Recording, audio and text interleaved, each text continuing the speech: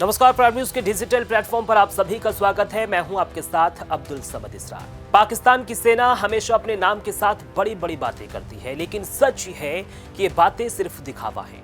मीर यार जो बलूचिस्तान के लिए लड़ रहे हैं, हाल ही में एक वीडियो में सेना की पोल खोलती है। उनका कहना है कि पाकिस्तान में असली ताकत सेना की है और देश पर सेना काबिज है। साधारण लोग जैसे रिक्शा वाले, दुकानदार और मजदूर रोज अपने खर्चे में फंसे हैं, लेकिन सेना अरबों रुपए कमाती है और बैंक बैलेंस बढ़ाती है। मीर यार के मुताबिक हमारी सेना कोई रक्षा करने वाली संस्था नहीं, बल्कि एक बड़ा बिजनेस हाउस है। ये biscuit, bakery, cement, bank, TV, real estate, airlines और अनाज तक में अपने पैसे लगा रही है। यानी देश में लोग पेट की लड़ाई लड़ रहे हैं और सेना मुनाफा कमा रही है। इतना ही नहीं, पाकिस्तान की सेना ने अपने 78 साल के इतिहास में कोई भी बड़ा युद्ध जीतने में कामयाब नहीं हो पाई है। बात अगर 1947, 1965, 1971 और कारगिल, इन सब में परिणाम बिल्कुल वही यानी पुराना है। पाकिस्तान हारता रहा है। मीर यार का कहना है कि सेना अपने युद्ध रिकॉर्ड से ज्यादा अपने बैंक बैलेंस की चिंता करती है। यहां तक कि परमाणु हथियारों को भी रक्षा के बजाय पैसा और शो करने के लिए इस्तेमाल किया जा रहा है। देश को परमाणु ताकत बताकर सेना असली सुरक्षा की बजाय अंतर्राष्ट्रीय ध्यान और लाभ पा रही है। मीर यार ने साफ कहा है कि सेना का असली काम देश बचाना नहीं, बल्कि पैसा और संपत्ति बचाना है। और जब जनता भूख, महंगाई और बेरोजगारी से जूझ रही है, सेना सिर्फ फल फूल रही है।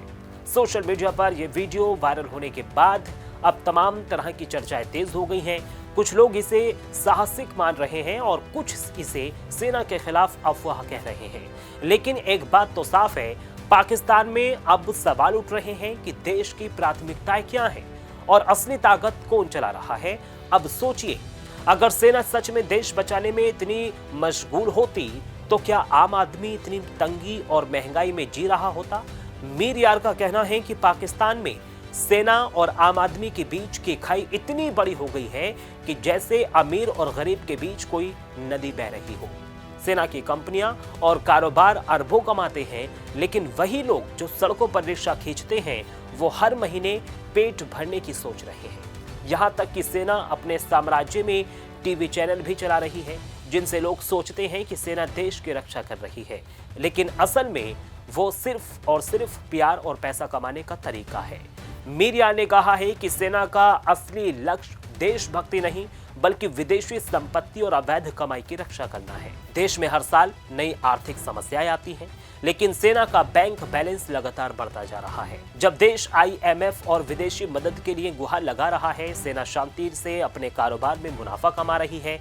इतना ही नहीं, परमाणु हथियारों को अब सिर्फ दिखावे के लिए रखा गया है। राष्ट्रीय सुरक्षा की बजाय इन्हें अंतर्राष्ट्रीय ध्यान और वित्तीय लाभ के लिए इस्तेमाल किया जा रहा है।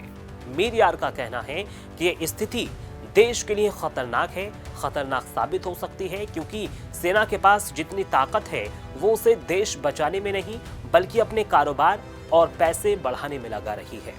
सोशल मीडिया पर लोग इसे लेकर दो हिस्सों में बंट गए हैं। एक तरफ समर्थक इसे साहसिक और सच्चाई बताकर शेयर कर रहे हैं, तो दूसरी तरफ आलोचक इसे सेना विरोधी प्रोपेगेंडा बता रहे हैं। लेकिन आम आदमी के लिए तस्वीर साफ है। सड़कों पर रिक्शा खींचने वाला, दुकानदार, किसान, उनकी जिंदगी मुश्किल से भरी है और सेना का कारोबार लगातार बढ़ता जा रहा है। मीर यार ने जोर देकर कहा है कि पाकिस्तान में अब असली सवाल ये है कि देश किसके लिए काम कर रहा है, आम आदमी के लिए या सेना के अरबों के लिए। अगर सरकार और जनता की मदद नहीं हुई तो देश में असमानता और गहरी होती जाएगी और आम आदमी के लिए जिंदगी और भी कठिन होती जाएगी। पाकिस्तान में सेना की व्यावसायिक पहुंच हर जगह है।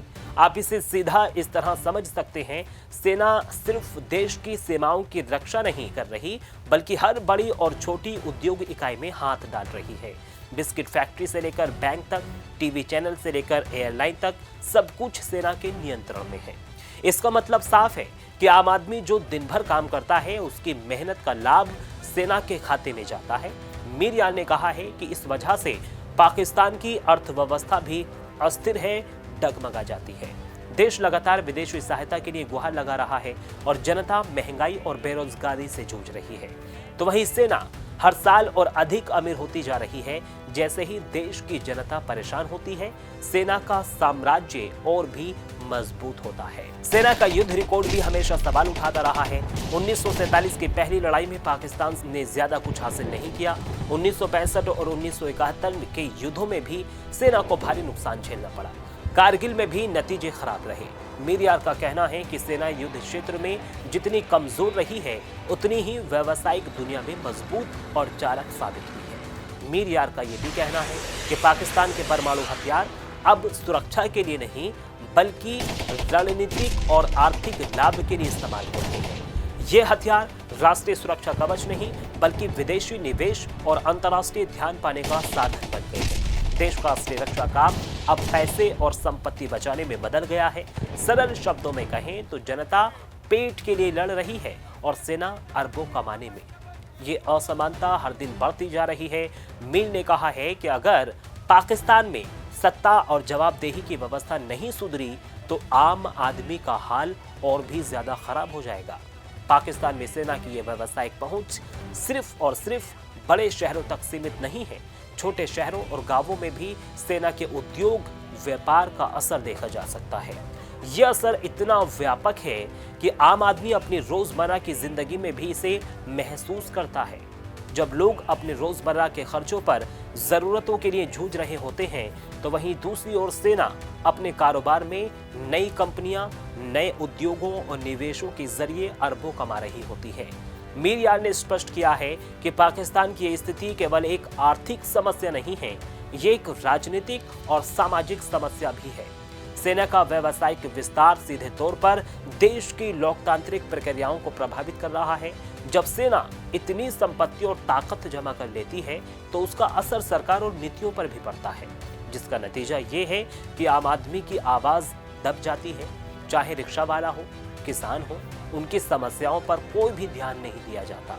सरकार और मीडिया केवल उन मुद्दों पर ध्यान देती है जिनसे सेना को फायदा हो। मीर यार ने कहा है कि असली खतरा है जब देश की सबसे बड़ी ताकत अपनी प्राथमिकताओं को जनता की भलाई के बजाय मुनाफा बढ़ाने में लगा देती है, तो लोकतंत्र और विकास दोनों प्रभावित होते हैं। पाकिस्तान में ये सवाल अब और तेजी से उठ रहा है, क्या सेना की प्राथमिकता देश की सुरक्षा है या फिर पैसा और संपत्ति। मीर यार ने यह भी कहा है कि सेना अब देश की सीमाओं की सुरक्षा से ज्यादा विदेशी निवेश और व्यापार में दिलचस्पी रखती है। जनता की सुरक्षा और भलाई पीछे छूट गई है। इस पूरे मुद्दे ने पाकिस्तान में नई बहस शुरू कर दी है। सोशल मीडिया पर लोग इसे लेकर दो हिस्सों में बंट गए हैं। एक तरफ लोग मीर यार के साहसिक बयान की तारीफ कर रहे हैं, तो दूसरी तरफ लोग इसे सेना विरोधी प्रोपोगेंडा बता रहे हैं।